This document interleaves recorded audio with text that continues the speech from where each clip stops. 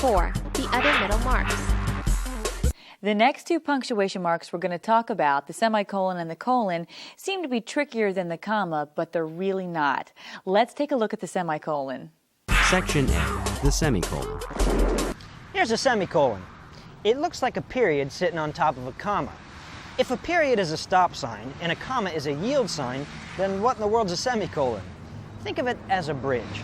Like a period, it separates two independent clauses, or complete sentences. But like a comma, it kind of joins pieces of a bigger idea together. So it's sort of like a connector and a divider. Semicolons take two independent clauses with balanced ideas and combine them into one big compound sentence. So if the two things you're trying to connect are both independent clauses and their ideas balance each other, think about using a semicolon. Let's look at a semicolon in a sentence, then see exactly what it's doing. Mama Napoli adds basil to her sauce to mellow the flavor. She adds paprika for zest. How delicious! Here we have Mama Napoli adding herbs to her famous sauce. We have three independent clauses. Mama Napoli adds basil to her sauce to mellow the flavor. She adds paprika for zest. And how delicious! Notice how the first two seem to complement each other. By using a semicolon, we can connect them while letting them remain separate. We could also have used a period. Either is correct. Also, look at how we didn't capitalize the S in she. When you use a semicolon to link two sentences, you're pretty much combining them into one big compound sentence. So since she isn't the first word of its own sentence anymore, there's no need to capitalize it. Remember when we talked about using commas in lists? We said that commas are pretty much just standing in for the word and. Well, we can use a similar trick to see if we can use a semicolon to join two sentences. If you can add the word furthermore to the beginning of the second sentence, you can use a semicolon. We call this the semicolon feasibility investigation through utilization of a conjunction, but you can call it the furthermore test. Let's look at our example from earlier and make sure that we used the semicolon properly when we were talking about Mama Napoli, keeping in mind that the two ideas we're connecting must be related and balanced. Here are our first two sentences. Let's use the furthermore test and see what we get. Mama Napoli adds basil to her sauce to mellow the flavor.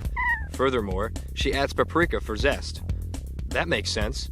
The two ideas are related and balanced, but could we put a semicolon between she adds paprika for zest and how delicious? Let's see. She adds paprika for zest. Furthermore, how delicious. Well, that doesn't really work. That's because while the two sentences are closely related, the ideas aren't really balanced, so no semicolon. Using semicolons to create compound sentences really isn't as tricky as everyone thinks.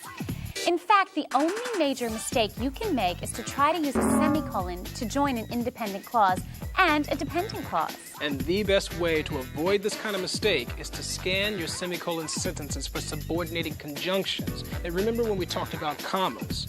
We told you that a subordinating conjunction is any conjunction that you can put in front of a sentence that keeps it from being able to stand alone, like because, while, and until. When we wrote, although Jennifer loves to talk on the telephone, she is never one to gossip, we used a comma to separate the dependent clause, although Jennifer loves to talk on the telephone, from the independent clause, she is never one to gossip. Sometimes it's tempting to try to use a semicolon instead of a comma, especially when the dependent clause comes right after the independent clause. But as we now know, if both clauses aren't independent, we can't use a semicolon. Suppose we wrote everything was fine, semicolon, until I cloned myself.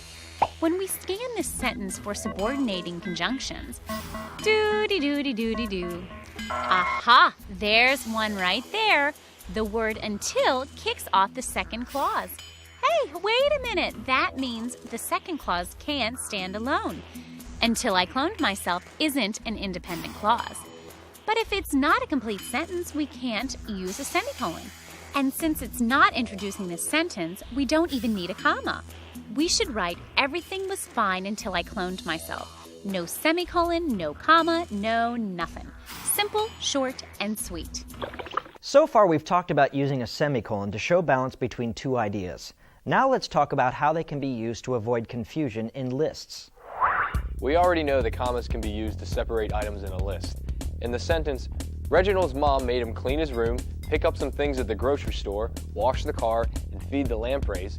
We've used commas to separate the 4 chores Reginald has to do, which are clean his room, pick up some things at the grocery store, wash the car, and feed the lampreys. Nothing too hard, just a bunch of simple phrases. But suppose we change the construction of the items in our list, so now we have clean his room, remembering to vacuum under his bed, pick up some things at the grocery store, especially milk and juice, wash the car, and feed the lampreys. Some of these items already have commas, so if we use more commas to try to separate them, we'll get Reginald's mom made him clean his room, remembering to vacuum under his bed, pick up some things at the grocery store, especially milk and juice, wash the car, and feed the lampreys. Pretty confusing, huh?